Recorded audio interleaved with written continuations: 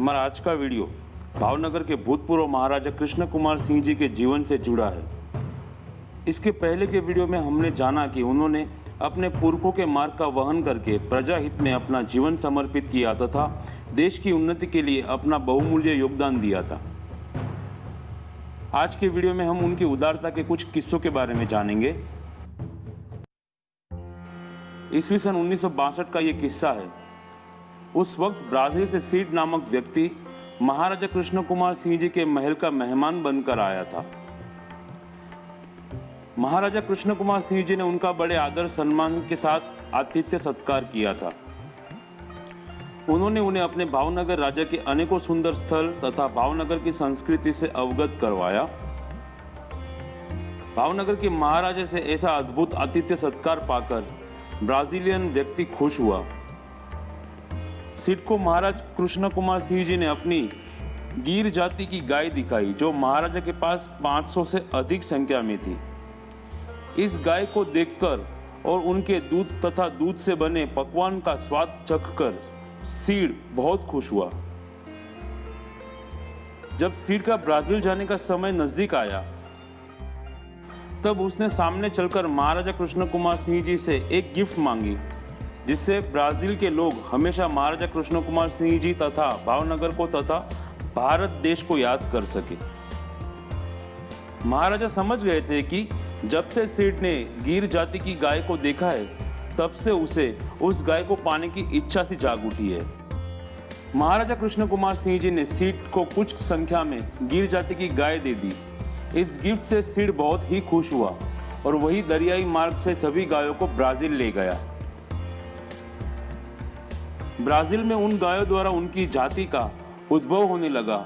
Brazil के लोगों को इस गाय के दूध तथा उससे अनेकों फायदे होने लगे, इसीलिए इसका उत्पादन बढ़ने लगा।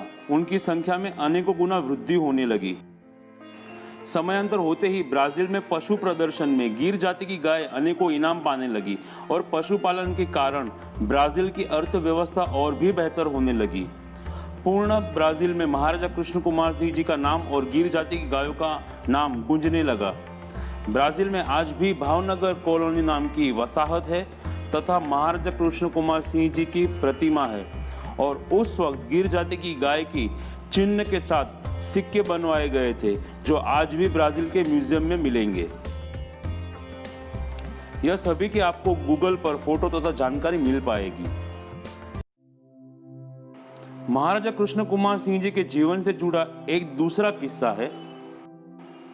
गोहिलवाड़ यानी भावनगर में ऐसा नियम था कि अगर चोर चोरी करे तो उसे पकड़ने की पूर्ण जिम्मेदारी राज्य की होगी और अगर राज्य उस चोर को ना पकड़ सके तो जिस भी वस्तु की या किसी भी चीज की चोरी हुई हो, उसका उचित मूल्यांकन करके राज्य उसके पैसे देगी उस व्यक्ति को।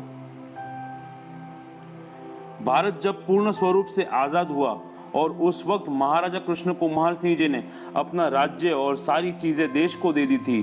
केवल उनकी अपनी वस्तु ही उनके पास थी और उस वक्त वे मद्रास के गवर्नर बने थे।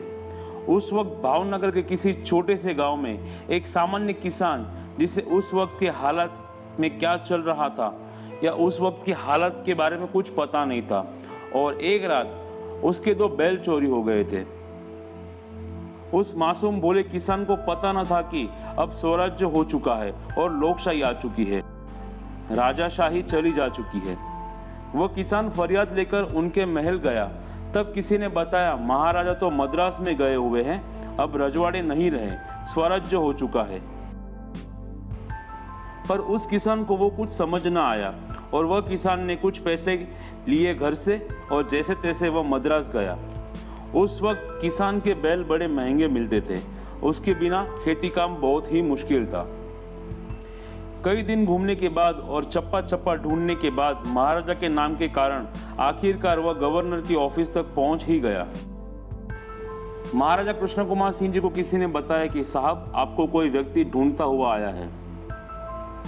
तब महाराजा ने बाहर आके देखा तो फटे हुए कपड़े थे और थकी हारी हालत से एक व्यक्ति उन्हें मिलने आया था। उस व्यक्ति ने अपना नाम और गांव का नाम कहा। तब महाराज ने कुतूहलवश पूछा, क्या आप यहाँ घूमने आए हैं?